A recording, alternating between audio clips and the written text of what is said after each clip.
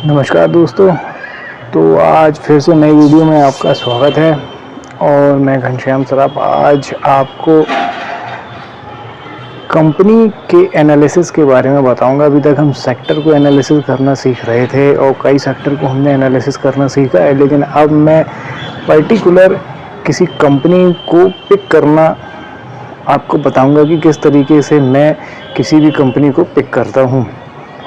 अब आज का वीडियो पिछले वीडियो से अलग क्यों होगा, क्योंकि इसमें मैं बिल्कुल ग्राउंड पे जाकर आपको ये दिखाऊंगा कि आखिर मैं कैसे ये काम करता हूँ और अगर कोई इन्वेस्टर होगा तो वो भी ये कैसे ये काम करता है। इसके लिए कौन से रिसोर्सेज हैं जो एक आम निवेशक इस्तेमाल कर सकता है और आप भी कर सकते हैं।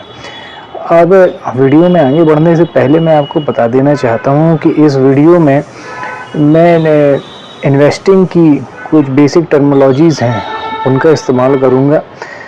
बेहतर है कि वो आपको अगर नहीं पता है तो आप उनके बारे में गूगल सर्च कर लीजिएगा और कोई यूट्यूब के पुराने वीडियो अगर किसी के भी हों आप उन्हें देख सकते हैं और समझ सकते हैं कि वो फाइनेंशियल रेशियोज़ और वो टर्मिनोलॉजी का मतलब क्या होता है, तभी ये आपको समझ में आएगा। तो हालांकि ये इतना ज़्यादा टिपिकल नहीं होगा, इतना ज़्यादा डिफ़िकल्ट भी नहीं होगा, ये आप इसे आसानी से समझ सकेंगे। तो आज के इस वीडियो में मैं शुरुआत करूंगा screener.in से। ये एक बहुत ही बढ़िया वेबसाइट है जिसका मैं पहले भी कई बार इस्तेमाल कर चुका हूँ, आपने देखा होगा, और आज भी हम उसी का इस्तेमाल करेंगे। पर इस बार हम स्क्रीन कैसे किया जाता है वह प्रोसेस को पूरा समझेंगे। तो आइए बिना किसी देर के हम कंप्यूटर स्क्रीन पर चलते हैं और इस प्रोसेस को शुरू करते हैं। तो दोस्तों, हम लोग कंप्यूटर स्क्रीन पर आ चुके हैं और जैसा कि आप देख रहे हैं कि screener.in को हमने खोल लिया है। अब इस पर क्रिएट न्यू स्क्रीन की बटन आपको दिख रही होगी। जब आप लॉगिन करेंगे तब ये बटन आपको मिलेगी, तो आप लॉगिन कर लीजिएगा, उसके बाद सीधे इसे क्लिक करिएगा। अब हम यहाँ पर एक सिंपल वे में एक स्क्रीन बनाना शुरू करेंगे। सबसे पहले हम क्या चाहते हैं, हम चाहते हैं कि जो एवरेज रिटर्न ऑन इक्विटी है 3 साल की, वो हम चाहते हैं कि 17% से ज़्यादा हो। फिर उसके बाद हम चाहते हैं कि जो ईपीएस ग्रोथ है 3 साल, वो 17% से ज़्यादा हो। फिर उसके बाद हम क्या चाहते हैं, हम ये चाहते हैं कि जो सेल्स ग्रोथ है कंपनी की 3 साल की, वो 15% से ज़्यादा हो। अब हमने 3 पैरामीटर लगाए हैं, हम इसको सर्च कर, देखिए हमारे पास टोटल 392 कंपनियां आ गई हैं। कुछ मिड कैप हैं, कुछ लार्ज कैप हैं, सभी तरह की कंपनियां यहाँ पर आई हुई हैं। अब इसमें भी हम कुछ सॉर्ट आउट करना चाहें तो हम वो भी कर सकते हैं। इसके लिए हमें फिर से यहाँ पे चेंजेस करने पड़ेंगे। अब हम फिर से डाल देते हैं यहाँ पे कि ऐसी कंपनियां जिनकी डेब्ट टू इक्विटी रेशियो है वो लेस देन 1.25 हो, तो वो कंपनियां सामने आएंगी जिन पर डेब्ट कम है, और है भी तो वो जल्द ही उसे पूरा कर लेंगे। इसके बाद हम एक और पैरामीटर इसमें डालेंगे कि ऐसी कंपनियां जिन्होंने पिछले 1 साल में 20% का रिटर्न उनके शेयर प्राइस में आया हो, तो हम वो भी डाल सकते हैं, return over 1 year greater than. अब हम इसे फिर से सर्च करेंगे कि देखिए 219 कंपनियां आ गई हैं। तो ये अभी 219 में से मैं और सर्च करके और इसमें पैरामीटर डाल के इन्हें 30 या 35 या ज़्यादा से ज़्यादा 50 कंपनियों तक लेकर आ सकता हूँ। अब दरअसल मैं अपनी जो मेरी सर्च करने की जो टेक्नीक है वो आपको नहीं सिखाना चाहता हूँ। मैं एक तरीके का आपको ये बताना चाहता हूँ कि किस तरीके से सर्च किया जा सकता है ताकि आप भी अपना एक सिस्टम डेवलप कर सकें।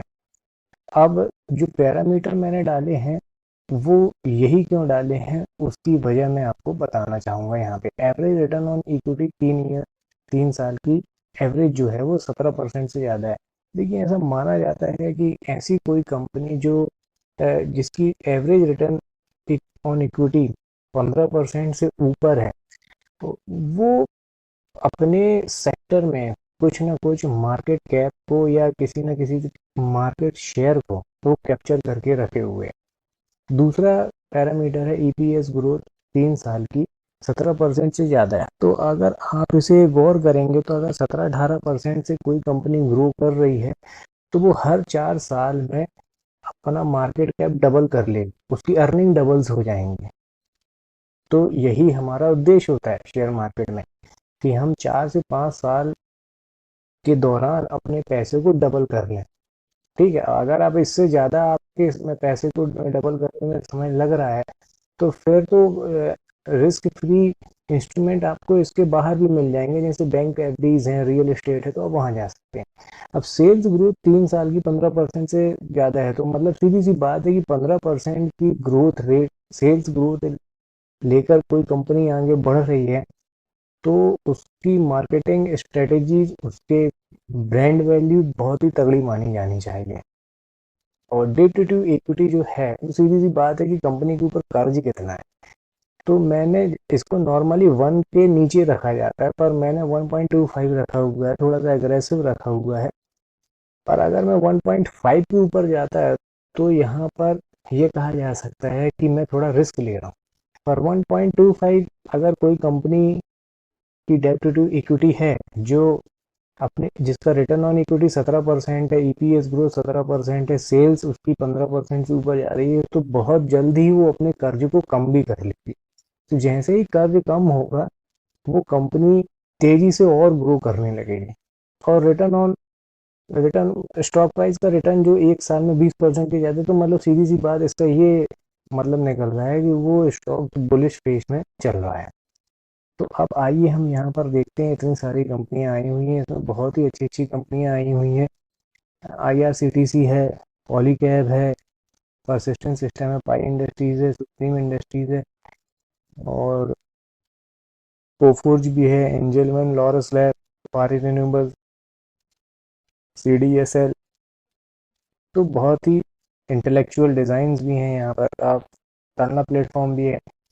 तो हम आज आपको परसिस्टेंट सिस्टम्स के बारे में मैं आज आपसे बात करना चाहूँगा। रिसेंटली ये स्टॉक स्प्लिट भी हुआ है और मेरी वॉच लिस्ट में भी था, पर मैं इसे अपने पोर्टफोलियो में अभी मैंने इसे जगह नहीं दी है। और ये जैसे कि पहले ही मैं हर वीडियो में कहता हूँ कि यहाँ पर किसी भी तरह की सेल और बाय की रिकमेंडेशन तो है ही नहीं, एज ए एजुकेशन पर्पस ही है। तो अगर आप इसको क्लिक करेंगे यहाँ पर, हाँ इनका ये जो पूरी डिटेल्स है ये पूरा खुल जाएगा यहाँ पे। 59,440 करोड़ रुपीज़ की कंपनी हो चुकी है, इसका शेयर प्राइस चल रहा है। शेयर प्राइस तो खैर हम लोग ज़्यादा देखते नहीं है। आर ओ सी आप देखिए कितनी तगड़ी है, 30% की आर ओ सी है। डी टू टी इक्विटी मतलब कर्ज है ही नहीं कंपनी के ऊपर। अब जो मैंने आपको बताया था जो आर ओ ई है, मैंने 17% डाली थी, कंपनी की 25% आ रही है।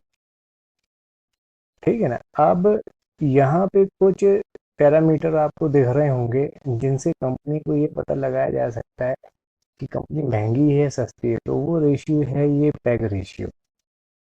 देखिए जो कंपनी ग्रोथ फेजेस में चलती हैं उनका पीई आपको हमेशा थोड़ा सा ज़्यादा ही मिलेगा। पर हमें पीई ज़्यादा मिले पर हमें पैग रेशियो जो है वो रीजनेबल प्राइस पे मिले। तो इसका मतलब क्या होता है कि अगर ये पैग रेशियो 1.5 से 2 के बीच में आ जाए तो ये कंपनी के बारे में आप निवेश के लिए सोच सकते हैं। पर जब तक ये 2 के ऊपर है तब तक इसे हम मानेंगे कि ये महंगा स्टॉक है। ठीक है, अब इसका पी चाहे कुछ भी हो पर ये अभी महंगा है। अब पैग रेशियो ही क्यों, तो जज करने के लिए पैग रेशियो जो निकाला जाता है वो ईपीएस ग्रोथ से निकाला जाता है। तो कंपनी का जो फ्यूचर प्रोस्पेक्ट है उसको लोग बहुत ज़्यादा भाव दे रहे हैं, पर कंपनी उस हिसाब से आगे अभी फिलहाल बढ़ नहीं रही है। मतलब आप ये समझ लीजिए कि कंपनी तेज तो भाग रही है, तेज तो ग्रो हो रही है, पर इतनी भी तेज नहीं हो रही है कि जितने पर ये स्टॉक ट्रेड कर रहा है, मतलब इसे प्रीमियम मिला हुआ है। तो खैर हम नीचे आते हैं। अब इस पे बात करेंगे तो एक टोटल ही अलग ही वीडियो बनाना पड़ेगा। इनका कंपैरिजन आप यहाँ से देख सकते हैं। फिलहाल मैं अभी बात इस बारे में नहीं करूँगा, अभी मैं सिर्फ इस कंपनी के बारे में बात करूँगा। क्वार्टरली रिजल्ट आप देख रहे होंगे 2020 में 1000 करोड़ रुपए का इनका क्वार्टरली टर्नओवर था, जो आज 2.5 गुना हो चुका है। दिसंबर क्वार्टर का इनमें 2500 करोड़ रुपए करीब। अगर इनकी आप ऑपरेटिंग प्रॉफिट मार्जिन देखेंगे तो देखिए बिल्कुल स्टडीज है। 17% से 20-22% के बीच में इनके ऑपरेटिंग प्रॉफिट मार्जिन होते हैं। सेल्स अब अगर आप प्रॉफिट एंड लॉस में आएंगे तो यहाँ पर आप देखेंगे 1000 करोड़ रुपए की कंपनी थी 2012 में। ईयरली इनका रेवेन्यू था जो आज मार्च में इन्होंने 2023 में 8000 करोड़ रुपए की हो चुकी है। देखिए आप गौर करेंगे तो अभी इसको 11 साल हुए हैं और 11 साल में कंपनी ने अपना रेवेन्यू 8 फोल्ड कर लिया है। अब आप सोच सकते हैं कि ये कंपनी कितनी तेजी से ग्रो कर रही है। ऑपरेटिंग प्रॉफिट मार्जिन भी अगर आप देखेंगे तो 25% से लेके आप देखेंगे कि 15% 14% के बीच में है। मतलब अच्छा खासा ऑपरेटिंग प्रॉफिट मार्जिन भी कंपनी बना के रखी हुई है। ठीक है, अब डेप्ट तो है ही नहीं। तो नीचे आते हैं। अब ये वाला जो सेक्शन है, ये हमेशा आप ध्यान दीजिएगा, अगर आप स्क्रीनर के अंदर आएंगे तो आपको इस सेक्शन को जरूर एक बार पढ़ना है। अभी कॉम्पाउंडेड सेल्स ग्रोथ इनकी 10 साल की 20% है, 5 साल की 22, 3 साल की 33 और अभी ट्रेलिंग जो आ रही है 23% आ रही। कॉम्पाउंडिंग प्रॉफिट ग्रोथ इनकी जो है 10 साल की 17%। देखिए अगर 17% 10 साल से आप ईपीएस आपका ग्रो हो रहा है तो आप ये मान के चलिए हर 4 साल 4.5 साल में एक कंपनी का प्रॉफिट डबल हो जाता है।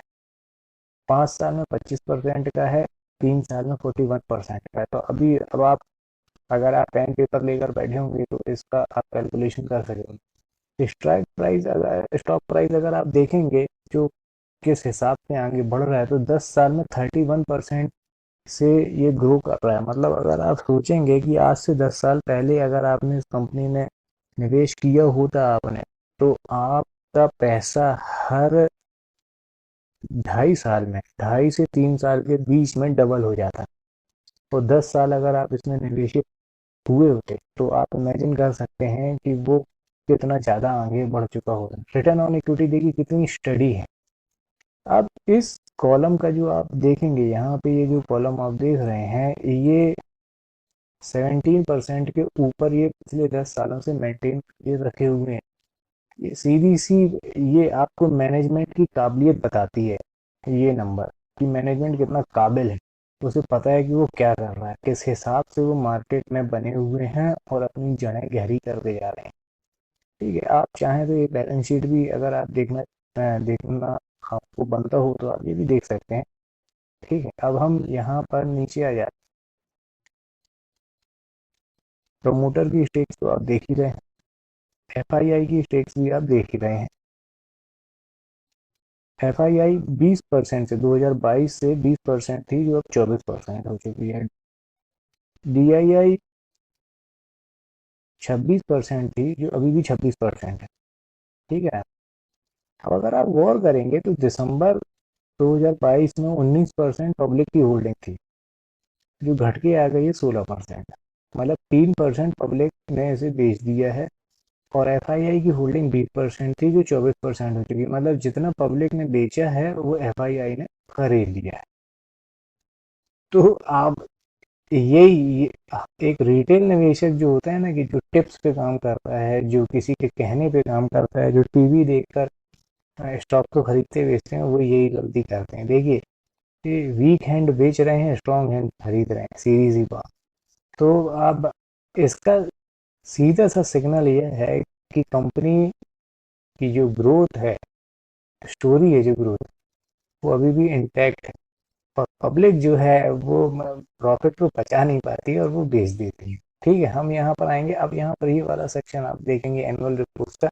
अब फाइनेंशियल ईयर 2023 की एनुअल रिपोर्ट यहाँ पर क्लिक करेंगे तो खुल जाएगी। मैंने खोल कर रखी हुई है, ये ये खुली हुई है। 367 पेज की ये एनुअल रिपोर्ट है। आप चाहें तो इसको आप पढ़ सकते हैं। इसमें बहुत सारी चीज़ें इन्होंने बताई हुई हैं। हाँ, इनके इनके सीईओ कौन है, वो किस तरह से काम कर रहे हैं, कैसा क्या है कंपनी में, क्या है, क्या हो रहा है। देखिए, इनके जो सीईओ हैं, जिनका नाम मैं बताना चाहूँगा, ये काला जी हैं। और ये बहुत ही, हाँ, ये संदीप काला, ये बहुत ही जो सीईओ हैं, ये इनके बारे में कहा जाता है कि ये बहुत विजनरी हैं और बहुत ही अच्छे तरीके से इस कंपनी को मैनेज कर रहे हैं। तो ये अपने आप ही में एक भरोसा दिलाते हैं निवेशक। अब खैर हम आ जाते हैं। देखिए, इसमें 367 पेजेस हैं, तो इतना तो शायद आप रीड नहीं कर पाएंगे। पर हाँ, इसमें हर कंपनी एक, अगर आप यहाँ पर आएंगे तो यहाँ पर आप देखेंगे पीपीटी। तो ये जब खोलेंगे तो आपको ये इन्वेस्टर प्रेजेंटेशन आपको मिल जाएगा। ज़्यादातर कंपनियां इस एनुअल रिपोर्ट का एक शॉर्ट में प्रेजेंटेशन बनाती हैं जो 50 पेज करीब का रहता है। किसी का 50 है, किसी का 20 है, किसी का 30 है, इस तरह का रहता है। और वो अपने निवेशकों को उपलब्ध करा।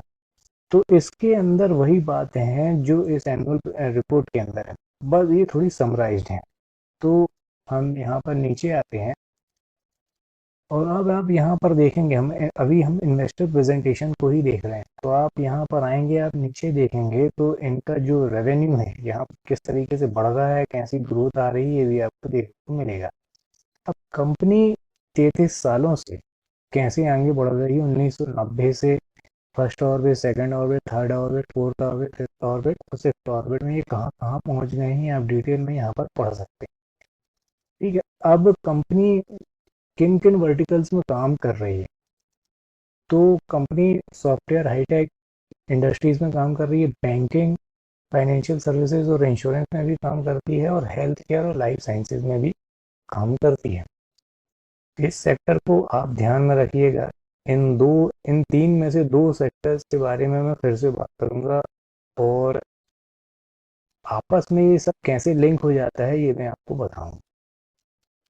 ठीक है, नीचे आते हैं तो ये यहाँ पर कंपनी बता रही है कि कितने ग्लोबल लीडर्स को ये हेल्प कर रहे हैं। यहाँ पे बैंकिंग में इनके पास टॉप वर्ल्ड के कितने बैंकिंग इनके क्लाइंट हैं, ये सारी चीज़ें यहाँ पर आपको देखने को मिल सकता है।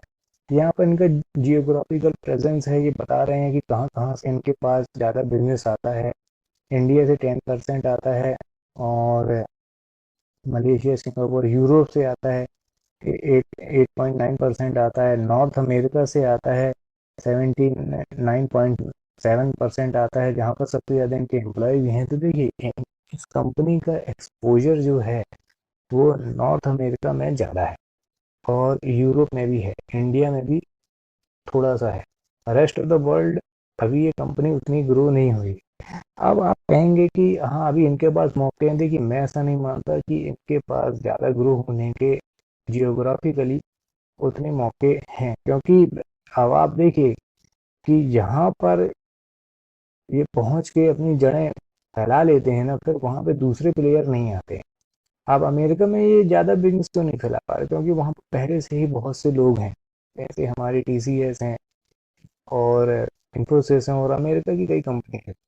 तो ये एक अच्छी स्ट्रेटेजी होती है कि जहाँ पर कोई ना हो वहाँ जाकर बिजनेस किया जाए, जिससे तेजी से अपने आप को ग्रो किया जा सके। तो ये, जैसे मैंने बताया ना कि जो इनके सीईओ हैं कालरा जी, ये उन्हीं की स्ट्रेटेजी का एक हिस्सा है। अब आप देखिए, इकोसिस्टम यहाँ पर बताया गया है कि यहाँ पे किस तरीके से सारे पार्टनर को अपने साथ में लेकर चल रहे हैं। अब इनकी ये ग्रोथ चल रही है। ये देखिए 17% 5% से इनका CAGR बढ़ रहा है।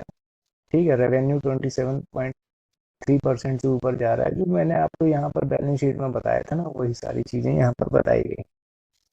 अब आप देखेंगे यहाँ पे कि जो इनका ईबिट मार्जिन है और प्रॉफिट मार्जिन है वो कैसे स्टडी है। देखिए ईबिट मार्जिन अगर आप देखेंगे तो 14% के लगभग ही है, 1.5-2% ऊपर नीचे होता है पर यहीं पर। इसी तरह से इनका जो पैट मार्जिन है वो भी 10-12-11% के लगभग है, ऊपर नीचे होता है। पर एक बोला जाए कि जैसे ड्रामेटिक चेंज हो अप साइड और डाउन साइड, ऐसा नहीं होता। तो अगर ऐसा होता है तो ऐसे में होता क्या है कि अगर किसी कंपनी का पैट मार्जिन या ईबिट मार्जिन तेजी से ऊपर नीचे जाते हैं तो उसमें ये होता है कि कंपनी के शेयर में भी तेजी से फ्लक्चुएशन होता है। अब इस फ्लक्चुएशन के जरिए क्या रहता है कि हो सकता है कि कंपनी को किसी दौर में कुछ ऐसा करने को मिला हो जिससे उसे भारी प्रॉफिट मिला हो, मार्जिन उसने कमाए हो, पर भविष्य में वो ना बने। तो ऐसी ग्रोथ स्टोरीज जो रहती हैं वो ज़्यादा आगे पनप नहीं पाती। तो इसमें ऐसा कुछ भी नहीं है, ये स्टडी आगे बढ़ रहे हैं, मतलब इनके पास एक विजन है, इन्हें किस डायरेक्शन में जाना है ये साफ साफ यहाँ पर दिख रहा है। अब देखिए यहाँ पर ये जो बता रहे हैं कि रेवेन्यू इनका कहाँ से कितना परसेंट आ रहा है, तो सॉफ्टवेयर हाईटेक से बताया है इन्होंने, और बैंकिंग फाइनेंशियल से बताया है, और हेल्थ केयर से बताया हुआ है। और ये ग्रो ही हो रहा है। यहाँ पे बैंकिंग फाइनेंशियल में थोड़ा बहुत अभी आपको लैगिंग दिख रहा होगा और सॉफ्टवेयर हाईटेक में दिख रहा होगा, पर हाँ धीरे धीरे करके ये बढ़ ही रहा है। अगर आप पिछले 10 साल 2 साल 3 साल का ट्रैक रिकॉर्ड देखेंगे तो ये बढ़ ही रहा है। फिर से हम नीचे आते हैं तो क्लाइंट कंसल्टेशन यहाँ पर आप देखेंगे कि यहाँ पर इन्होंने बताया है कि जो 2022 के फोर्थ क्वार्टर में जो पहले 10 क्लाइंट थे उनके, वो उनके रेवेन्यू का कितना परसेंट कंट्रीब्यूट करते थे। अब देखिए ये नीचे गया नीचे गया नीचे गया, फिर से ये नीचे ही है अभी तक, 2022 के नीचे है।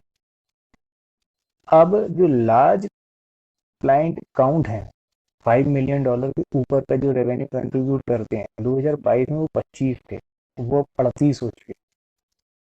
अब इस ग्राफ का क्या मतलब है, इस ग्राफ का ये मतलब है कि ऐसे लोग जिनसे इन्हें भारी बिजनेस मिलता था एक समय पे, वो कम थे पर अब वो बढ़ गए हैं।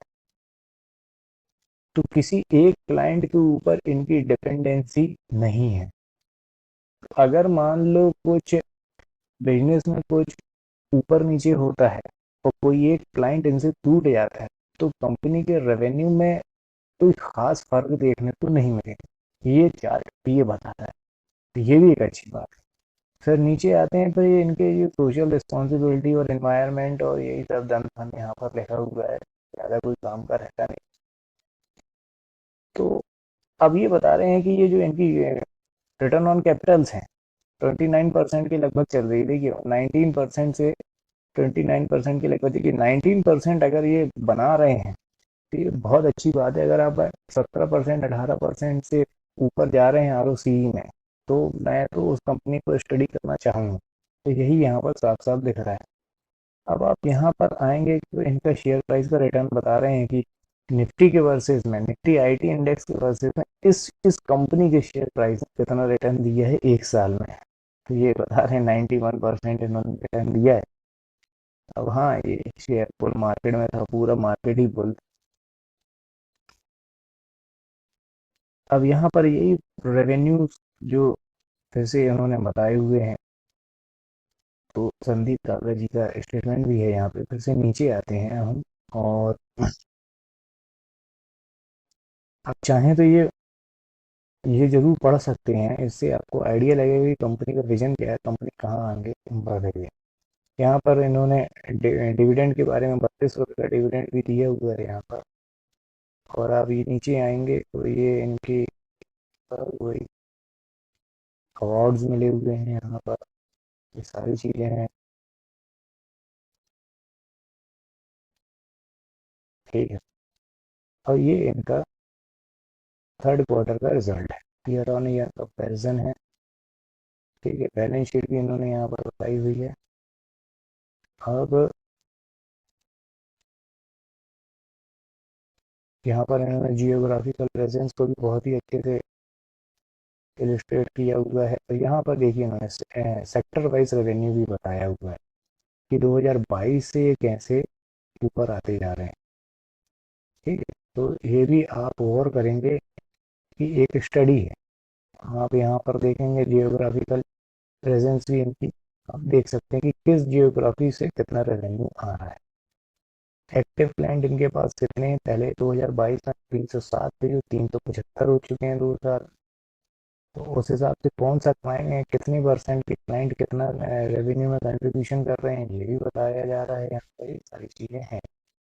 ठीक है, अब ये यहाँ पर आप देखेंगे तो ये फैक्ट शीट भी किस कंपनी के अंदर जो अलग अलग डिपार्टमेंट होते हैं, टेक्निकल, सेल्स और मार्केटिंग, उसमें किस तरह से लोग कैसे काम कर रहे हैं, उनसे कितना क्या कंपनी मैन पावर से जनरेट कर रही है, इंडिया के कितने हैं, बाहर के कितने हैं, ट्रेनिंग कितने हैं, सारी चीज़ें। अब सबसे बड़ी बात यहाँ पर ये देखिए, ये जो है अट्रिशन रेट। सॉफ्टवेयर कंपनीज के लिए अट्रिशन रेट हर निवेशक को देखना जरूरी है। ये बहुत इंपॉर्टेंट पार्ट है इस वीडियो का, आप बहुत सुनिएगा। फाइनेंशियल ईयर 22 में इनका अट्रिशन रेट 26% का, जो घटकर आ गया है 11.9%, 12% के लगभग चुका है। अब अट्रिशन रेट होता क्या है? अट्रिशन रेट ये होता है कि अगर आपकी कंपनी में जितने लोग काम कर रहे हैं उसमें से कितने लोग छोड़कर जाते हैं और वापस आप उनकी जगह पर कितने नए लोगों को फिर से रिक्रूट करते हैं। अब सॉफ्टवेयर कंपनीज जब होती हैं, आईटी कंपनी जब होती हैं, तो उनमें ये नंबर थोड़ा ध्यान देने के लिए ज़रूरी होता है। क्यों? क्योंकि जब आप नए एम्प्लॉय को रखते हैं तो उसे आपको प्रॉपर ट्रेनिंग देनी पड़ती है। ट्रेनिंग के साथ उसे आपको सैलरी भी देनी पड़ती है, भले वो कम होती है पर आपको देनी पड़ती है। फिर जब वो ट्रेनिंग के बाद पूरी तरीके से ट्रेंड हो जाएगा, फिर उसके बाद आपको उसे प्रोजेक्ट देने होंगे, तब जाके उसको उसके ऊपर आपने जो खर्च किया है, 3 महीने, 4 महीने, 5 महीने, 6 महीने की जो ट्रेनिंग है, सैलरी है, वो आपको उसका रिटर्न देना शुरू करेगा। अब यहाँ पर आप खुद सोचिए कि अगर आप ट्रेनिंग दे रहे हैं किसी को, 6 महीने की सैलरी दे रहे हैं या 3 महीने की सैलरी दे रहे हैं, और उसके बाद वो आपको छोड़कर चला जाता है साल 2 साल में, तो आपको फिर से नए लोगों को हायर करना पड़ेगा, फिर से ट्रेनिंग देनी पड़ेगी। तो आपको अपनी कंपनी में एम्प्लॉय रखे रहने के लिए, मतलब बरकरार रखने के लिए खर्चा ज़्यादा करना पड़ रहा है। तो इस वजह से कंपनी का खर्च बढ़ जाता है। तो भले कंपनी ज़्यादा रेवेन्यू जनरेट कर रही हो, लेकिन अगर एट्रिशन रेट ज़्यादा है तो आपको, आपका जो प्रॉफिट है उस पे ये नंबर पे स्ट्रेस आने लगेगा। तो अब यहाँ पर ध्यान देने वाली बात ये हो जाती है कि अब आईटी कंपनी के जो लोग होते हैं वो सिर्फ सैलरी की वजह से किसी कंपनी में नहीं टिकते हैं, वो बहुत सी चीज़ों को देखते हैं, तब जाके किसी कंपनी में टिकते हैं। कि उस कंपनी में वर्कलोड कितना है, उस कंपनी के वर्किंग आवर्स कैसे हैं, कंपनी का वर्किंग एनवायरनमेंट कैसा है, कंपनी में जो सीनियर्स हैं, जो जूनियर्स हैं, उनका रवैया कैसा है उनके प्रति, कंपनी का मैनेजमेंट उन्हें किस डायरेक्शन में लेकर जा रहा है, उनके लिए कंपनी में ग्रोथ के कितने ऑप्शंस मौजूद हैं, वो कहाँ तक जा सकते हैं। तो ये सारी चीज़ें एक एम्प्लॉय को पता होना ज़रूरी होता है, तब वो जाके किसी कंपनी में लंबे समय तक टिके रहते हैं। अगर वो लंबे समय तक टिके रहेंगे तो कंपनी को उन्हें बार बार ट्रेनिंग नहीं देनी पड़ेगी, कंपनी का वर्क कल्चर से वो घुल मिल जाएंगे और वो अपना बेस्ट परफॉर्मेंस वहाँ पर देंगे। तो इनका 26.6% का नंबर घटकर 11% आ गया है, 12% आ गया है। तो ये साफ बता रहा है कि यहाँ पर कंपनी ने बहुत काम किया होगा, अच्छी सैलरी दी होगी, अच्छा वर्क एनवायरनमेंट दिया होगा, और तब जाके कंपनी इस नंबर को इतना कम कर पाई है। तो ये सबसे आखिर में ये रिपोर्ट के बताया गया है, पर ये बहुत इंपॉर्टेंट नंबर है। तो इस हिसाब से ये कंपनी बहुत आईटी सेक्टर में एक बजिंग कंपनी है, सभी इसके बारे में ज़्यादा बात कर रहे हैं अभी। और हाँ, क्योंकि इस कंपनी के जो मैट्रिक्स हैं वो सही में अच्छे तगड़े हैं, स्ट्रांग हैं, इसी वजह से सभी लोग इसके बारे में बात कर रहे हैं। तो इस तरीके से आज का मैं ये प्रेजेंटेशन आपके सामने मैंने रखा है, और आप इस तरीके से कंपनियों के बारे में आप रिसर्च कर सकते हैं और कंपनियों को फिल्टर कर सकते हैं। तो क्योरी आप यहाँ पे स्कीनर.इन पर बना सकते हैं, उसमें से किसी एक कंपनी को पकड़ सकते हैं और उसके बारे में एक रिसर्च कर सकते हैं। मैं आपसे ये बोलूँगा कि मैं जितना जानता था उतना मैंने आपको बताया है। यूट्यूब में कई बहुत से अच्छे लोग हैं जो इस काम को बहुत अच्छे से कर रहे हैं, मुझसे भी अच्छे से कर रहे हैं, आप उन्हें भी फॉलो करें और इसी तरह की जानकारी वो भी दे रहे हैं, आप उन्हें उन्हें भी सुने, देखें और फिर इस तरह से रिसर्च करें, तो आप भी बहुत कुछ सीख जाएंगे और बहुत ही अच्छी कंपनियों को फिल्टर भी कर लेंगे और उनमें निवेश भी कर लेंगे। आज की इस वीडियो में मैंने जो भी नाम लिए हैं, जिन भी कंपनियों का नाम लिया है, उसमें किसी भी तरह की निवेश की सलाह मेरी नहीं है। आप अपनी रिसर्च खुद करें, उसके बाद ही निवेश करें। Thanks for watching.